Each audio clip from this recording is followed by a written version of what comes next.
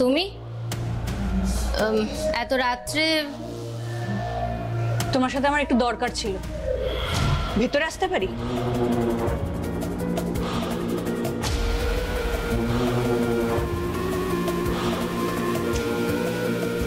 ঠিক আছে, এসো।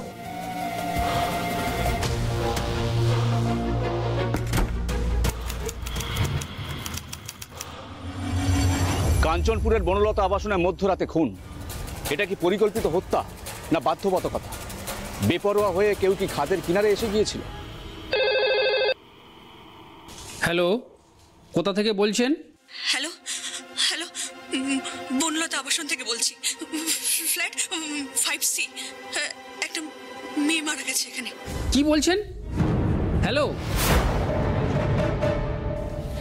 হ্যালো স্যার, এখানে একটা আনন্যাচারাল ডেথ রিপোর্ট হয়েছে। হ্যাঁ হ্যাঁ, ফোন করে বললো ওই কাঞ্চনপুরের বনলতা আবাসন। রাত 2:15 নাগাদ কলটা এসছে। স্যার, ম্যাডামকে কি জানাবো? Okay sir.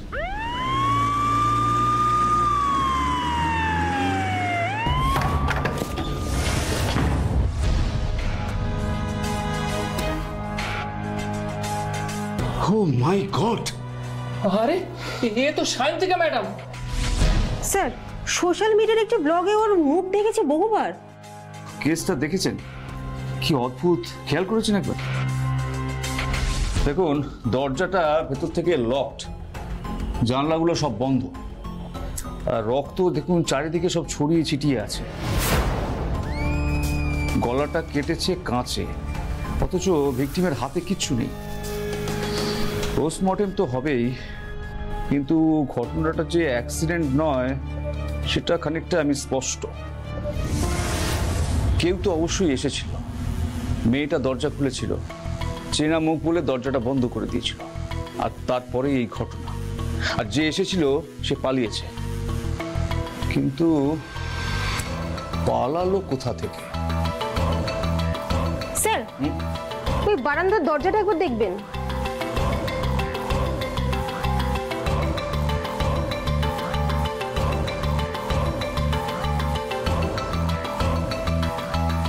স্যার, দেখুন এখানে একটা দড়ি ঝুলছে। দড়ি?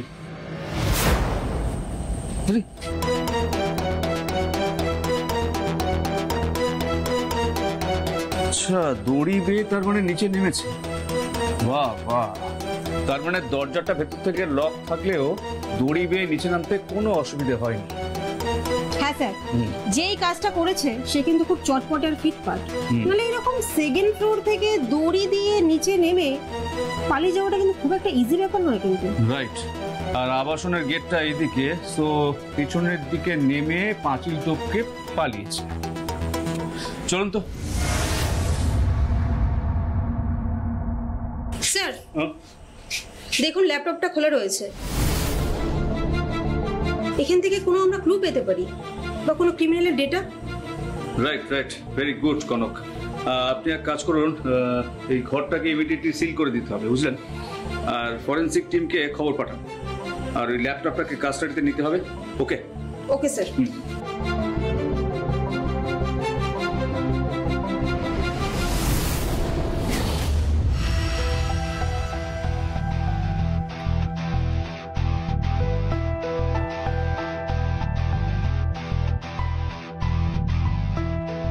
মনোজবাবু, কি বুঝলেন? দেখলাম ভিকটিমের ইনজুরির জায়গায় এই টেবিলের আশপাশে ভিকটিম ছাড়া আর কারোর ফিঙ্গারপ্রিন্ট পাওয়া যায়নি। যদি কেউ এসে থাকে সে গ্লাভস পরে এসেছিল। আর কোনো ধস্তাধস্তি বা স্ট্রাগল? ঠিক সেরকম ঘরের মধ্যে কোনো স্ট্রাগল বা ধস্তাধস্তির চিহ্ন পাওয়া যায়নি। ওই কাঁচটা উল্টে যাওয়া টেবিলেরই ভাঙা টুকরো, ওই কাঁচেই ভিকটিমের গলার শিরাটা কেটে যায়। মানে ডিফেন্সিভ ক্ষত কিছু নেই, হয়তো ধাক্কা দেওয়া হয়েছিল বা এই টেবিলটা ভেঙে পড়ে যাওয়ার পর এই কাঁচটা ছুঁড়ে মারা হয়েছিল, তাই তো? আর ল্যাপটপটা? ল্যাপটপ খোলাই ছিল, but very interesting, recently laptop থেকে বেশ কিছু ভিডিও ফাইলস ডিলিট করা হয়েছে। কোনো পেন ড্রাইভ বা ভিকটিমের মোবাইলটাও পাওয়া যায়নি। ডিলিট করা হয়েছে? ডিলিট করা মানে তো কোনো কিছু তথ্য গোপন করা। কনক, আপনি এক কাজ করুন, বডিটা পোস্টমর্টমে পাঠান আর চারদিকটা ভালো করে চেক করে নিন যে বিল্ডিংয়ের আশেপাশে কোনো সিসিটিভি ফুটেজ পাওয়া যায় কিনা। It's very urgent. Okay sir, এক্ষুনি দেখছি। রাইট। কনক, আমাদের ভিকটিমের ডিটেলটা আমাকে একটু ব্রিফ করুন তো। করছি স্যার। নাম সায়ন্তিকা ধর, জনপ্রিয় সোশ্যাল মিডিয়ার ইনফ্লুয়েন্সার, আর আইট্রুব আর অন্যান্য চ্যানেলে কিন্তু ওনার 8 লক্ষ ফলোয়ার্স আছে স্যার। 8 লক্ষ ফলোয়ার্স, বাবা! জানেন, এই সোশ্যাল মিডিয়াটা এখন একটা বড় নিরপেক্ষ প্ল্যাটফর্ম।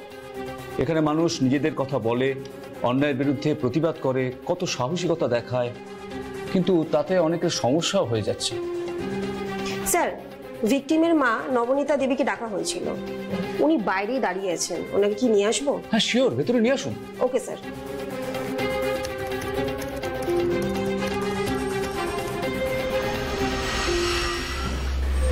বসুন। নমস্কার। হ্যাঁ নমস্কার, বসুন বসুন। দেখুন, আপনাকে এই অবস্থায় ডেকে আনাটা মানে আমার খুব খারাপ লাগছে, কিছু মনে করবেন না প্লিজ। না না, ঠিক আছে, বলুন কি জানতে চান।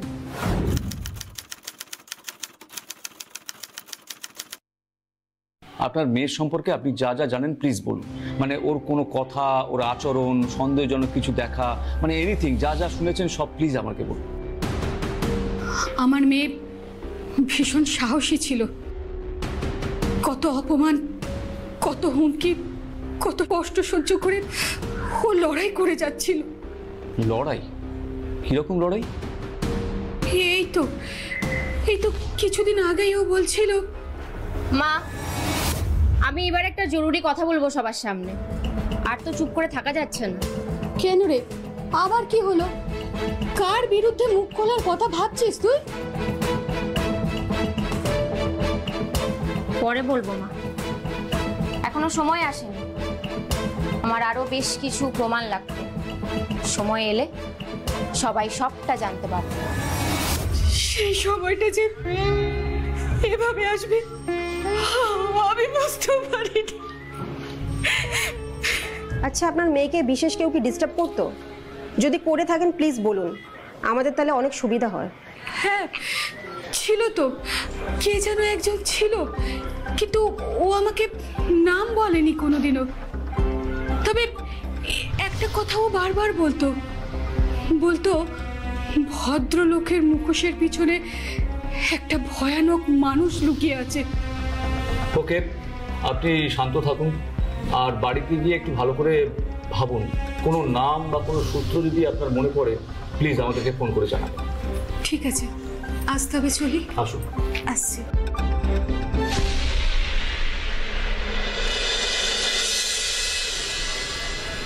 পনেরো দিন আগে সায়ন্তিকায় ইউটিউব চ্যানেলে একটা লাইভ ভিডিও আপলোড করেছিল। কনক, একবার দেখুন। হ্যাঁ স্যার, দেখছি। আমি অনেক দিনই চুপ ছিলাম, কিন্তু আর নয়, এবার আমাকে মুখ খুলতেই হবে। একটা মানুষ যাকে আমি বিশ্বাস করেছিলাম, আমার সব থেকে দুর্বল মুহূর্তে আমি যার কাছে গেছিলাম, সেই আমার ভিডিও রেকর্ড করেছে, আমাকে এতদিন ধরে ব্যবহার করেছে, ব্ল্যাকমেল করেছে, কিন্তু আমি আর তাকে ভয় পাই না। আমি মুখ খুলবো, আর আপনারা সকলেই শুনবেন সেই নরাধমের কথা। স্যার, এখানে তো মনে হয় খুনের মোটিভ লুকিয়ে থাকতে পারে। মেয়েটি মুখ খুলতে চেয়েছিল বলেই। Very much possible Kanak, let's see. আচ্ছা, যে সিসিটিভি ফুটেজগুলো পাওয়া গেল তা থেকে এটা বোঝা যাচ্ছে না যে সাসপেক্ট পুরুষ না মহিলা। হ্যাঁ স্যার, ফরেনসিক এক্সপার্টদের কাছ থেকে ডিলিট করার ভিডিওর যে ট্রেসটা পাওয়া গেছে, সেখান থেকে তো দেখা যাচ্ছে যে রুদ্র সেন বলে একটি ছেলের কীর্তি। রুদ্র সেন? কি কীর্তি বলুন তো? ওই যে সায়ন্তিকা বলেছিল, ওর কোনো একটা নাকি ব্যক্তিগত ভিডিও নাকি কে আপলোড করে দিয়েছিল, এটাই তো সেই লোক। আর আমাদের সোর্স মারফত যা জানা গেছে সেটা আরো আশ্চর্য। কি স্যার? ওই রুদ্র সেন হচ্ছে সায়ন্তিকার বয়ফ্রেন্ড। কি বলছেন স্যার? সে এভাবে? ঠিকই বলছি কনক, নিজেদের লোকরাই সবচেয়ে বড়, সবচেয়ে বেশি আঘাত দেয়। শুনুন, ওই লোকটাকে জেরা করতে হবে, ওর হদিশ চাই। ওকে স্যার, আমি এক্ষুনি দেখছি।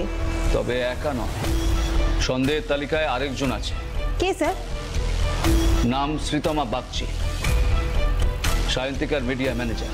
Media manager? রাইট। ওই সোশ্যাল মিডিয়ায় ইনফ্লুয়েন্সাররা নিজেদের ওই ফ্যান ফলোয়ারদের এই যোগাযোগ রাখতে গিয়ে পেশাগত কারণে কিছু লোক রাখে, মাইনে দিয়ে। শ্রীতমা হচ্ছে সেরকমই একজন। তবে কি জানেন তো, এই শ্রীতমার মতো লোকগুলো সাধারণ মানুষদের এই গোপন তথ্য অনেক জানতে পেরে যায়, তাই সাধারণত তারা এই সন্দেহের তালিকায় চলে আসে। আর তাতে এমন কিছু ক্লু পাওয়া যায় যেটা আমরা জানতে পারি না। তাছাড়া ফোন কলটা যেহেতু একটা মহিলাই করেছিল, so she could be our prime suspect. Quite possible sir, আপনি একদম ঠিক বলছেন। So let's call her. Kanak ওনার হোয়ার আউটসটা জেনে নিন ভালো করে। ওকে স্যার, আমি এক্ষুনি দেখছি। রাইট। এভাবে আমাকে এখানে কেন এনেছেন?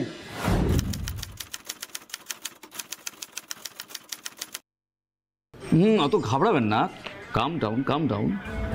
আচ্ছা রুদ্রবাবু, এবার বলুন তো, আপনি সায়ন্তিকা দেবীর ডিলিট হয়ে যাওয়া বিকৃত ভিডিওটা কি বানিয়েছিলেন?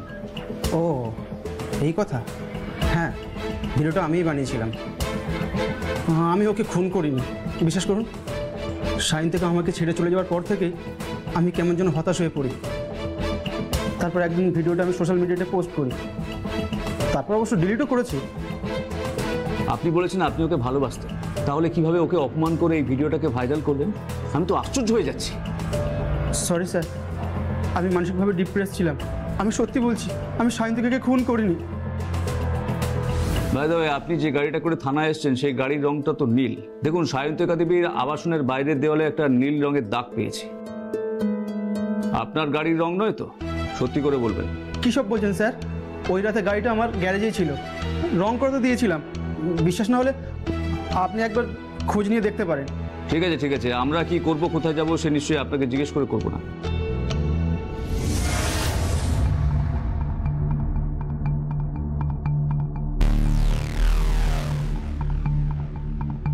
আচ্ছা, আপনি কতদিন ধরে সায়ন্তিকা দেবীর মিডিয়া ম্যানেজার ছিলেন?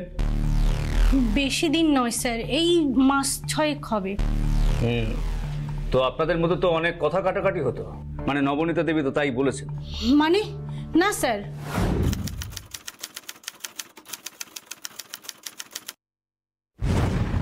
আসলে ওই নিছকই কিছু চুক্তির বিষয় ছিল স্যার। আর ওই টাকা পয়সা নিয়ে কিছু সামান্য মনোমালিন্য। তাছাড়া আমাদের মধ্যে খুব ভালো সম্পর্ক ছিল স্যার। রিয়েলি? খুব ভালো ছিল? হ্যাঁ স্যার, খুব ভালো। ওই প্রফেশনাল রিলেশন দিক থেকে যেটা আর উচিত সেটাই আর কি স্যার। আচ্ছা, সেদিন রাত্রে কে এসেছিল? ইদানিং সায়ন্তিকার সঙ্গে কার ঝামেলা হতো, এনি আইডিয়া? আর ওই ফোনটা কি আপনি করেছিলেন? ফোন? কোন ফোন? না স্যার, এ ব্যাপারে আমি কিছুই জানি না স্যার। আমি তো পরের দিন খবর পেলাম। আর কখনো মনেই হয়নি সায়ন্তিকা ম্যাডামের কোনো শত্রু থাকতে পারে। আর সোশ্যাল মিডিয়ার ভাইরাল পোস্টগুলো? হ্যাঁ, সেখানে বিতর্কিত জিনিস থাকতো, তবে এরকম তো অনেকজনেরই থাকে ভিউজ বাড়ানোর জন্য। মানে আপনি বলতে চাইছেন সেসব একটাও সত্যি নয়? না মানে স্যার, আমি সেটা বলিনি স্যার। এই বিষয়টা স্যার আমি কিছুই জানি না স্যার, সত্যি বলছি স্যার, আমি কিছুই জানি না। এরপর আমরা চলে যাই গ্যারেজের মালিক অনুপম বিশ্বাসের গ্যারেজের খোঁজ করতে। সেখানে গিয়ে জানতে পারি রুদ্র সেন ঘটনার 1 সপ্তাহ আগে ওই গ্যারেজে গাড়িটা সারানোর জন্যই গিয়েছিল, কিন্তু গ্যারেজে প্রচুর চাপ থাকার জন্য রুদ্র সেনকে 1 সপ্তাহ পরে অর্থাৎ 27 তারিখ সায়ন্তিকা দেবীর মৃত্যুর ঠিক পরের দিন গাড়িটা হ্যান্ডওভার করা হয়। তারপর আমরা ঠিক করি হাউজিং সিকিউরিটির ম্যানেজার প্রবীর পালকে জেরা করব। ঘটনার দিন আপনি কোথায় গিয়েছিলেন? স্যার আমায় ক্ষমা করুন স্যার, আমি সেদিন একটু বাইরে গেছিলাম। আপনার সিকিউরিটির জায়গা ছেড়ে আপনি বাইরে গিয়েছিলেন কেন? স্যার আমি কিচ্ছু জানি না, বিশ্বাস করুন। ওই সুব্রত আমার চেনা আগের, ওই বলেছিল যে একটু সময়ের জন্য ফাঁকা থাকলে তাহলে অসুবিধের কিছু নেই। ও প্রত্যেকে একটা বিলিতি মদের বোতল জোগাড় করেছিল স্যার, আমায় ডাকলো একটু গলা ভেজানোর জন্য, ব্যাস এইটুকুই স্যার। ব্যাস? আপনি আপনার কাজের গুরুত্বটা বোঝেন? স্যার ভুল হয়ে গেছে আমার, এমন আর হবে না। তবে স্যার একটা জিনিস আমি দেখেছিলাম। কি কি দেখেছিলেন? একটা স্কুটার এসেছিল, আর তাতে হুডি পরা একজন এসেছিলেন ওই বিল্ডিংয়ের পেছনের গেট দিয়ে। আচ্ছা, হুডি পরে? স্যার, একটা সিসিটিভি ফুটেজ পাওয়া গেছে, এতে আমাদের তদন্ত একটু এগিয়ে যেতে পারে। কিসের ফুটেজ? স্যার, ওই বিল্ডিং এর সিসিটিভি ফুটেজে ওই ক্রাইম টাইমের পরে যেটা দেখা যাচ্ছে, ওই প্রবীর বাবু যেটা বলেছিলেন না, ওই দেখি দেখি, দেখো দেখি। এই দেখুন।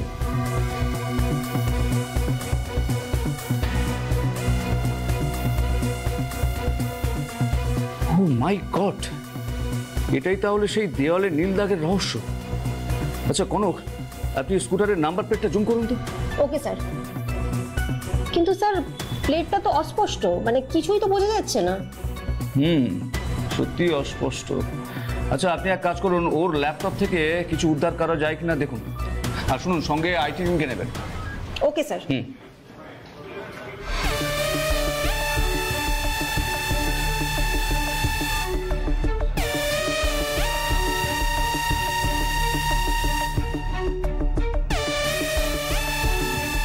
জ্বরটা ক্রমশ ঘোরালো হচ্ছে।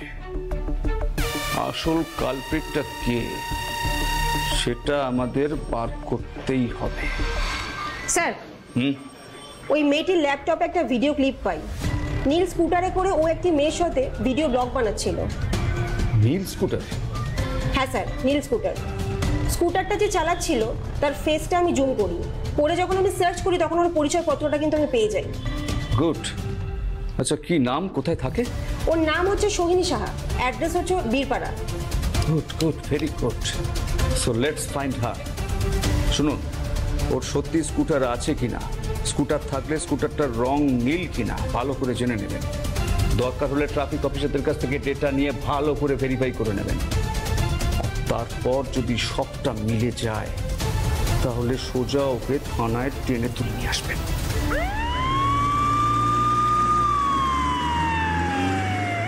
সায়ন্তিকাকে মারলেন কেন আপনি? সায়ন্তিকা দি, আমি মারিনি।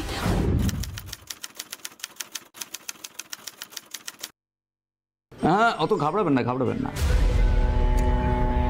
আচ্ছা একটা জিনিস দেখুন তো, এই স্কুটারটা কি আপনার? হ্যাঁ হ্যাঁ স্যার, আমার। কিন্তু বিশ্বাস করুন, আমার সাথে সেদিন দেখা হয়নি। আমি একটা কথা বলবো বলে গিয়েছিলাম, কিন্তু দরজা বন্ধ ছিল। মানে সেই রাতে আপনি ওখানে গিয়েছিলেন, বনলতা আবাসন 5C। সায়ন্তিকা তারপরে ওই ঘরে মারা গিয়েছিল। আচ্ছা একটা কথা বলুন তো, পুলিশকে ফোনটা কি আপনি করেছিলেন? ফোন কই না তো, আমি করিনি। শুনুন, আপনার কথার মধ্যে অনেক অসঙ্গতি পাচ্ছি। আপনি এক কাজ করুন, আপনার আইডি কার্ডটা এখানে জমা দিয়ে যাবেন। আর যতদিন না পর্যন্ত তদন্ত শেষ হচ্ছে ততদিন পর্যন্ত আপনি শহর ছেড়ে কোথাও যাবেন না। Mind it. চলুন কনক। স্যার, বনলতা আবাসনের মার্ডার কেসের ভিকটিমের মা আপনার সঙ্গে দেখা করতে চান, উনি এসছে। শিগগির পাঠান। ঠিক আছে স্যার।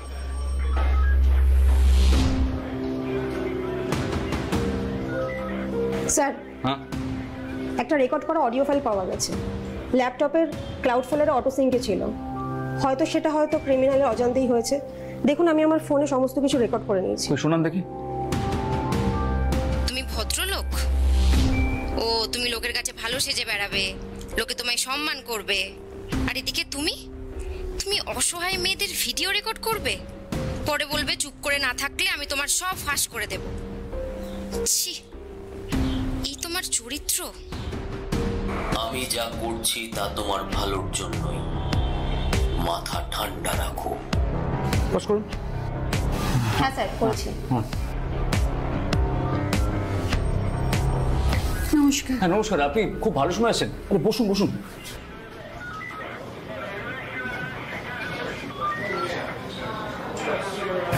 এই গলাটা একবার শুনুন তো, চিনতে পারেন কিনা? আমি যা করছি তা তোমার ভালোর জন্যই, মাথা ঠান্ডা রাখো। চেনা চেনা লাগছে স্যার। হ্যাঁ স্যার, ইনি ডক্টর কৌশিক লাহা। কৌশিক লাহা? আপনি শিওর, মানে নিশ্চিত করে বলছেন তো? হ্যাঁ স্যার, এই গলাটা আমি ভুলবো না। আপনাদের একটা কথা বলবো, মানে গত 6 মাস ধরে আমার মেয়ে মানসিক অবসাদে ভুগছিল। আসলে পার্সোনাল আর প্রফেশনাল লাইফের নানান স্ট্রেস থেকে এই প্রবলেমটা ক্রিয়েট হয়েছিল। তখনও নামজাদা সাইকোথেরাপিস্ট ডক্টর কৌশিক লাহার কাছ থেকে থেরাপিও নিত, আর সেটা আমাকে ও জানিয়েছ। এবং ডক্টর কৌশিক লাহা কয়েকবার আমাদের বাড়িতেও এসেছিলেন। স্যার, আমি নিশ্চিত এটা ডক্টর কৌশিক লাহারই গলা। কনক, আপনি নবনীতা ম্যাডামের কাছ থেকে ওই কৌশিক লাহা চেম্বারের অ্যাড্রেস আর ফোন নাম্বারটা নিন। We have to look after this urgent. Okay sir. Madam, আপনি তাহলে এখন আসুন।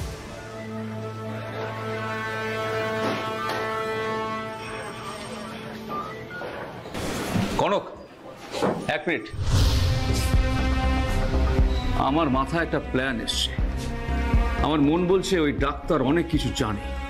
হ্যাঁ স্যার, লোকটা সন্দেহজনক, আমি যা শুনলাম। আপনি প্রথমে একটা বিশ্বাসের জায়গা তৈরি করবেন। ওকে ভয় দেখাতে শুরু করলে, বেফাস কিছু করলে তো ঠিক ধরা পড়বেই, আর সেটাই আমরা চাই। হ্যাঁ স্যার, আমি আপ্রাণ চেষ্টা করব। এইবার দেখি পাখি ফাঁদে পড়ে কি না। শুনুন, আপনি ওর চেম্বারে একবার যাবেন। আমি চেম্বারে? ইয়েস, আপনি সাদা পোশাকে যাবেন, একেবারে ছদ্মবেশে, কোনোভাবে যাতে গুণাক করে টের না পায়। যান। Okay sir. আসতে পারি? ও হ্যাঁ, আসুন আসুন, বসুন।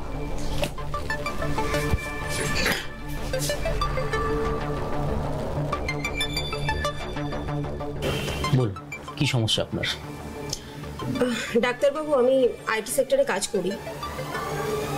অফিসের পলিটিক্সের জেরে আমাকে কিছু অপ্রীতিকর ঘটনার সামনাসামনি হতে হয়, যার কারণে আমার মধ্যে একটা ট্রমা কাজ করছে। ট্রমা?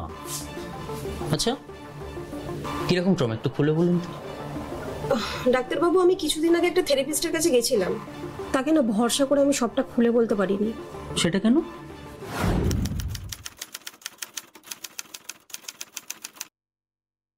আসলে বলতে খুব অস্বস্তি লাগছে, কিন্তু ওনার আচরণ দেখে না আমার একদম ভালো লাগেনি। ওকে ওকে ওকে, বুঝেছি।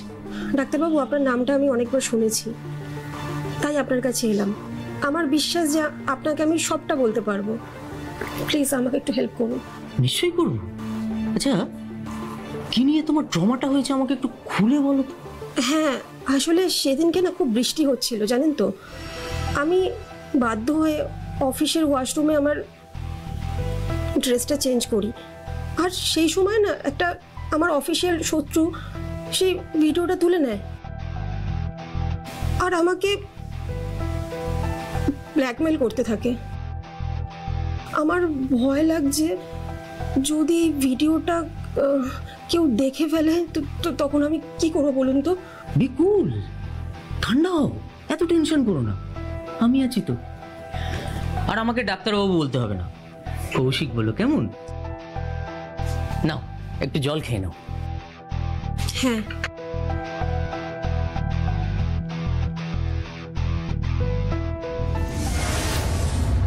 উপস, সরি। আরে ইটস ওকে, ইটস ওকে।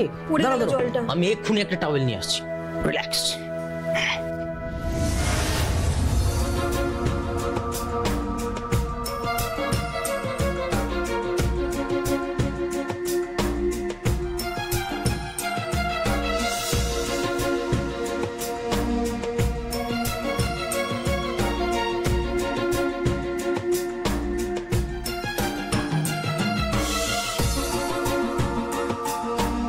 এটা কি? সব মেয়ে পেশেন্টদের নাম আর তাদের দেহের বিভিন্ন অঙ্গের মাপ, আর এসব কি সময় লেখা?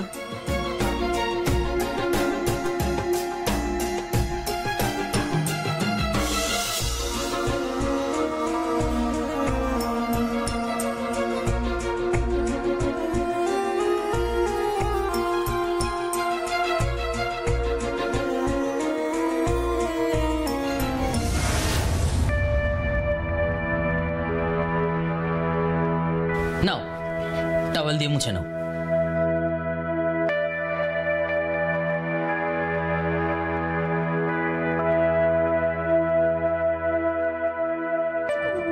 আচ্ছা, তোমার ওই যে ভিডিওটা, ওটা আমাকে একটু শেয়ার করতে পারো, মানে যদি কাছে থাকে আর কি। ওকে ডাক্তারবাবু। ওপস, সরি কৌশিক, আমি আপনাকে ভিডিওটা দিয়ে দেবো, কিন্তু আপনি প্রমিস করুন যে একবার দেখে আপনি ডিলিট করে দেবেন, আর ওটা না কেউ যেন না দেখে। হ্যাঁ, একটু দেখবেন। একদম নিশ্চিন্তে থাকো, কেসটা বোঝার জন্য একটু দেখে নেও আর কি। একদম ভয় পেও না তুমি, কেমন?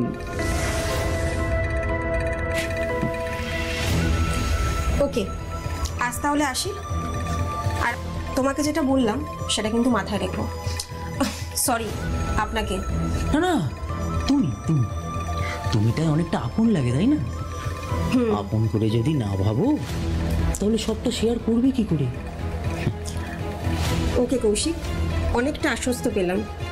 আজ তাহলে আসি, আমি তোমাকে ভিডিওটা পরে দিয়ে দেবো, ঠিক আছে?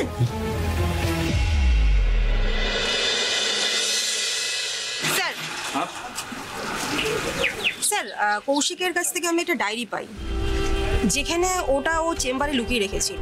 সেই ডায়েরিতে আমি দেখতে পাই অনেক মেয়েদের নাম, ঠিকানা, চেহারার ভাইটাল স্ট্যাটিস্টিক্স সব নোট করা। কি বলছেন কি? হ্যাঁ স্যার, মানে আমি তো এভিডেন্সের জন্য ফটো তুলে রাখি, কিন্তু উনি একজন সাইকোথেরাপিস্ট হলেও আমার তো ধারণা উনি নিজেই psycho. Good good, very good job Kanak. শুনুন, আমাদের ওই কৌশিকের ওপরে নজর রাখতে হবে। আমি একটা কাজ করছি, ওই একজন কনস্টেবলকে সাদা পোশাকে ওর চেম্বারের আশেপাশে পোস্টিং করে দিচ্ছি ইমিডিয়েট। ওকে ওকে স্যার।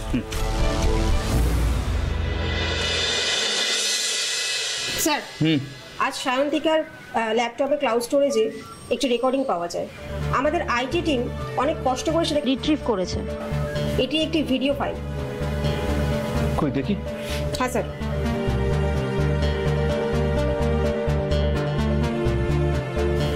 স্যার, এই ভিডিওতে কিন্তু কৌশিক লাহাকে দেখা গেছে। আচ্ছা, আমি জানি কার কি লাগবে, কোন ওষুধে কার কি কাজ হয়, সবটা জানা আছে আমার। তুমি এখনো আমাকে চেনো না, ভয় পাও না তুমি, তাই না? ভয় কি তুমি এখনো দেখোই নি। তোমার মন পড়েছি আমি, ভুলে যেও না। ওই মনের গভীরে কোথায় কি আছে সব জানি আমি। আমার সঙ্গে চালাকি করে তুমি পার পাবে না। এটা আমাদের কাছে একটা বড় এভিডেন্স। এখন দুয়ে দুয়ে চার করতে গেলে আমাদের খুব সাবধানে পা ফেলতে হবে। স্যার, আরেকটা কথা, আপনার কথা অনুযায়ী আমি সৈনিক কল লিস্ট চেক করি এবং ওর ফোনটা কিন্তু ট্র্যাপও করি স্যার। বাহ, ভেরি গুড। তা কি পাওয়া গেল? স্যার, সায়ন্তিকা মারা যাওয়ার দিন সোহিনী ওই কৌশিক বাবুকে কিন্তু অনেকবারই কল করেছিল। এমনকি সোহিনী যখন এই থানায় প্রথম এসেছিল তখনও কিন্তু কৌশিক বাবুকে অনেকবারই কল করেছিল, যদিও বা কলগুলো মিস কল ছিল স্যার। তার মানে কৌশিক কলগুলো রিসিভ করেনি,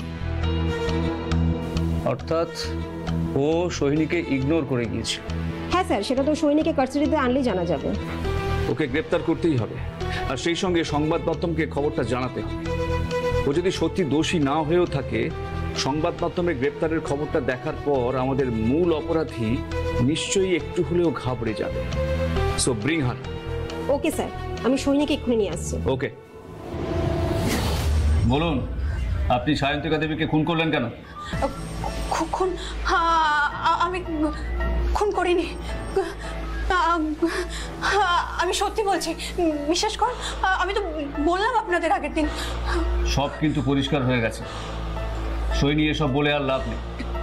সমস্ত তথ্য প্রমাণ কিন্তু তোমার বিরুদ্ধে। আপনি মার্ডার লোকেশনে গিয়েছিলেন ওই সময়, সমস্ত সিসিটিভি ফুটেজ কিন্তু আমাদের কাছে আছে। আর আপনার স্কুটের নীল রঙের দাগটা আমরা কিন্তু ওই আবাসনের বাইরে দেওয়ালে দেখেছি। এরপরেও আপনি এসব বলবেন? ফোনটা তো আপনিই করেছিলেন, সত্যি করে বলুন। হ্যাঁ স্যার, আমি করেছিলাম। আমি আমি ভাবতে পারি যে এমনটা ঘটে যাবে। বিশ্বাস করুন, আমি চাইনি এটা। Relax relax.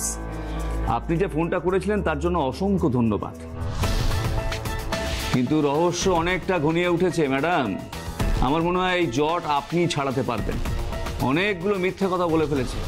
এবার ভেবে দেখুন কি করে সবটা খুলে বলবেন। দেখুন, বললে আমাদেরও লাভ, আপনারও লাভ। বলবো স্যার, সব বলবো, আমি সব কথা বলবো। আমার এসব তুমি কি বলছো? আমি সব সময় তোমার পাশে দাঁড়ানোর চেষ্টা করেছি, এতদিন ধরে এত রকমের বাধা ফেস করেছি, আর আসেই তুমি। আমার কিছু করার নেই সায়ন্তিকাদি, আর তুমি মুখটা খুললে বলেই তো আমার বিপদটা আরো বাড়লো। আর ওরা যদি ভিডিওটা ভাইরাল করে দেয়, আমি তো মরে যাবো সায়ন্তিকাদি। প্লিজ প্লিজ তুমি একটু বোঝার চেষ্টা করো প্লিজ।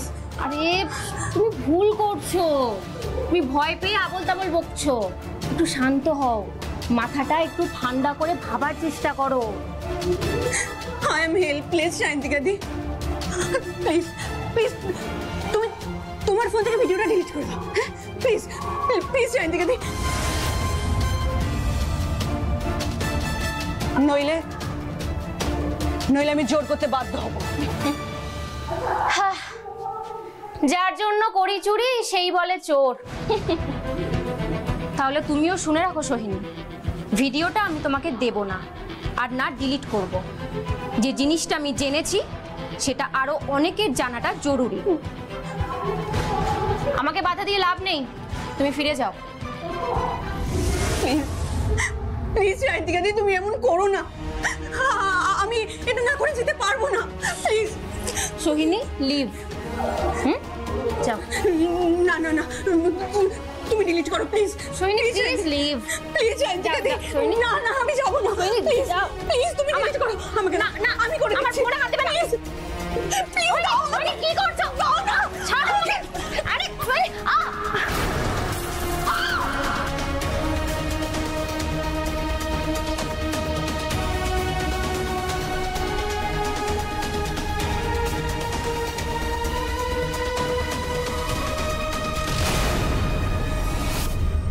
বুঝলাম, কিন্তু আপনি মনে হয় সবটা এখনো আমাদের খুলে বলেননি।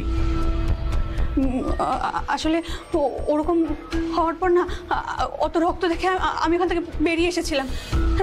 সায়ন্তিকাদি বেঁচে ছিল না মারা গেছে, আমি সেটা বুঝতে পারিনি। বোঝেননি আপনি?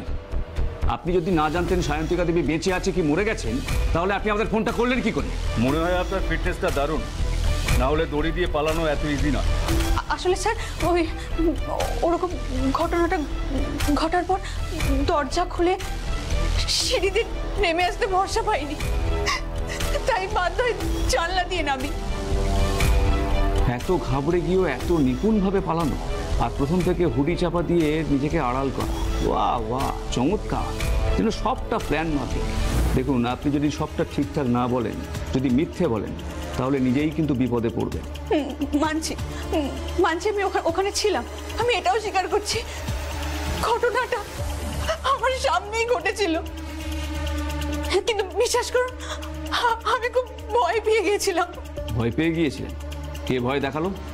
বলছি, আমি ভাবতে পারিনি যে এমন একটা ঘটনা ঘটে যাবে। সবই শয়তানটার ভয়। আমি খারাপ নই, বিশ্বাস করুন, খারাপ নই আমি। কার নামে দোষ চাপাতে চাইছেন? ওকে ধাক্কা তো আপনি দিয়েছিলেন, তাই তো ওর গলায় কাঁচ ঢুকে গিয়েছিল। ওটা অ্যাক্সিডেন্ট স্যার। ঠিক আছে, বাকিটা না হয় আদালতেই বলবেন। প্লিজ স্যার, আমার সব কথাটা শুনুন, প্লিজ প্লিজ স্যার। বেশ, বলুন তাহলে। যেদিন সায়ন্তিকাদি মারা গেল, তার আগের সন্ধেবেলাতে ডক্টর কৌশিক লাহা আমাকে তার চেম্বারে ডেকেছিলেন, কিন্তু কেন ডেকেছিলেন আমাকে বলেননি। যা বলছি তাই করো, ভালো কথা বলছি। আজকে তোমায় সায়ন্তিকার ফ্ল্যাটে যেতেই হবে। আমি পারবো না স্যার, সায়ন্তিকাদি তো আমার কোনো ক্ষতি করেনি কখনো, আর ও আমাকে অনেক বিশ্বাস করে। এটাই তো তোমার সবচেয়ে বড় সুযোগ এখন। তুমি বুঝতে পারছো না এই সায়ন্তিকা তোমার আর আমার জন্য এখন ঠিক কতটা বিপজ্জনক? ও যদি সোশ্যাল মিডিয়ায় সবটা ছেড়ে দেয়, তোমার আর আমার কি অবস্থা হবে একবার ভেবে দেখেছো? শুধু আমার কেরিয়ার, আমার পরিবার, আমার অস্তিত্ব বিপন্ন হবে তা নয়, তোমার সম্মান একদম মাটিতে টেনে নামাবে। তোমার জীবনে কিন্তু আর কোনো শান্তি থাকবে না। তাই একটা কথা কান খুলে শুনে রাখো সোহিনী, আমার যদি কিছু হয় না, আমি কিন্তু তোমাকে ছেড়ে দেব না। এটা মাথায় ঢুকিয়ে রাখো। প্লিজ প্লিজ স্যার, আপনি এভাবে বলবেন না। আপনি তো বলেছিলেন যে আমরা খুব ভালো বন্ধু। এই তুমি এইসব কথা এখন তুলে কি প্রমাণ করতে চাইছো? হ্যাঁ, শান্তি, শান্তি চাই স্যার।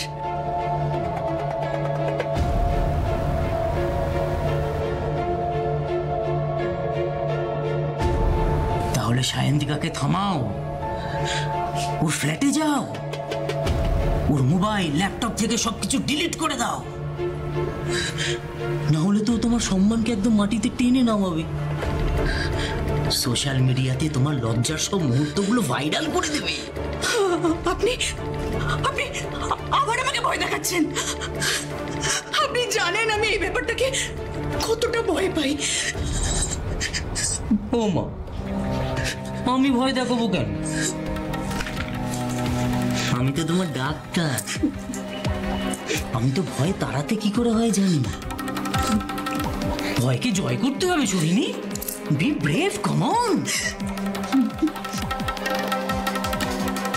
একজন মানুষ যার ভয়কে থামানোর কথা ছিল, সেই ভয়কে অস্ত্রে পরিণত করল, আর একটা ভাঙাচোরা মনকে ঠেলে দিল অন্ধকারে।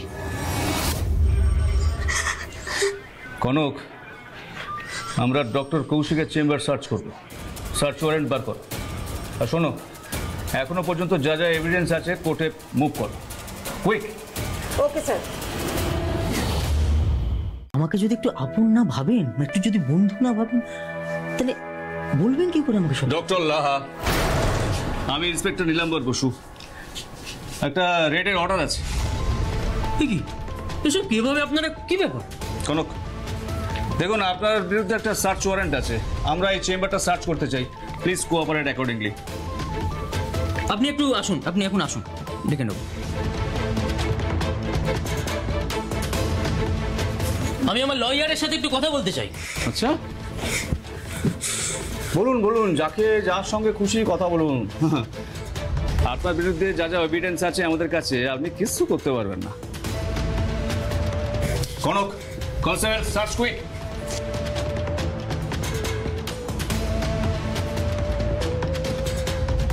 আপনারা কিন্তু বাড়াবাড়ি করছেন এবার।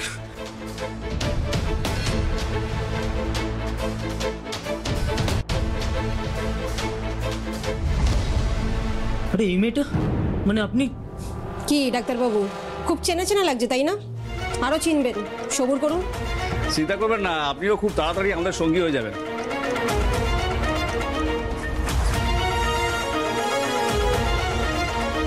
স্যার দেখুন।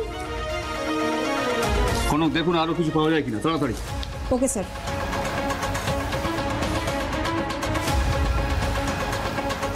স্যার, এখানে একটা লাল ডায়েরি পাওয়া গেছে। এখানে সব ফিমেল পেশেন্টদের নাম লেখা আছে, আর কি সব ভিজি ভিজি 1 2 3 4 করে কি নম্বর লেখা আছে। বাহ, ভেরি গুড, ভেরি গুড। এটা করতে পারেন না আপনারা?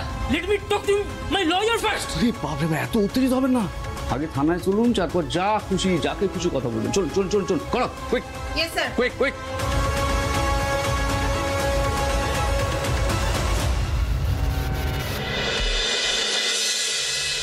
আপনি একজন মনোবিদ, অথচ আপনি মানুষের ভয়কে অস্ত্র হিসেবে ব্যবহার করেছেন।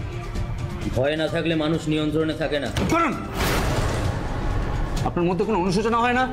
আপনি অনেক কম বয়সী মেয়েদের ভিডিও রেকর্ডিং করে তাদেরকে ব্ল্যাকমেল করেছেন। ছি ছি ছি ছি, আপনি সমাজের কলঙ্ক। আমি কোনো অন্যায় করিনি। যে ডাক্তার অসুস্থ রোগীদের অসহায়তার সুযোগ নেয়, তার শাস্তি কঠিন থেকে কঠিনতর হওয়া উচিত। কনক, তাড়াতাড়ি চার্জশিট রেডি করো, চলো। সায়ন্তিকা শুধু একজন সোশ্যাল মিডিয়ার নামে ইনফ্লুয়েন্সার ছিলেন না, তিনি ছিলেন সাহসের প্রতীক। কিন্তু যে ভয়কে তিনি জয় করেছিলেন, সেই ভয়ই অন্য মহিলার হাত ধরে এসে তাকে শেষ করে দিল। আর এই জঘন্য কাজের পেছনে শুধু একজন মহিলাই নয়, আছে ঘৃণ্য কিছু মানুষজন, আর তারাই হলো আসল অপরাধী। কিন্তু সন্তানহারা মা, তার কি হবে?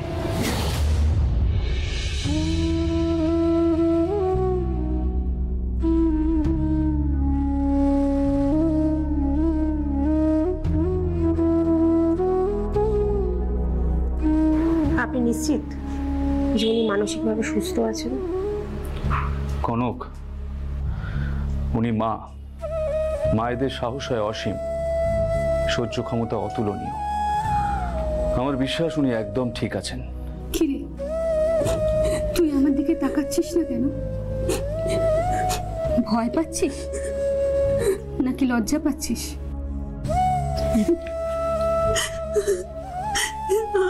আমি আমি সায়ন্তিকার দিকে খুব ভালোবাসতাম। ও ও ও আমাকে অনেক বিশ্বাস করত, কিন্তু কিন্তু আমি ওকে ধাক্কা মারিনি কাকিমা, আমি ওকে ধাক্কা মারিনি। আমি আমি শুধু ভয় পেয়ে গেছিলাম। তুই একটা ভুল কাজ তো করেছিস, কিন্তু তার মানে এই না যে তুই একটা খারাপ মানুষ। তোর চোখের জল সেই প্রমাণ দিচ্ছে। আজ আজ আমার সায়ন্তিকা বেঁচে থাকলে ও ঠিক একই কথা বলতো তোকে। তুই বিশ্বাস কর, আমি তোর উপরে একটুও রাগ করিনি রে। কারণ আমি জানি তুই বিপর্যস্ত। তোদের মতন এরকম অনেক মেয়েরা আছে যারা ভয়ের মধ্যে বেঁচে আছে। তাদের তাদের উদ্ধার করতেই হবে সোহিনী, করতেই হবে। আমার সায়ন্তিকা একটা চেষ্টা করেছিল এই ভয়টা ভাঙতে। আমার শেষ কাজ, আমার আমার সায়ন্তিকার শেষ কাজ, সেটা সেটা তোকেই শেষ করতে হবে সোহিনী, তোকেই শেষ করতে হবে।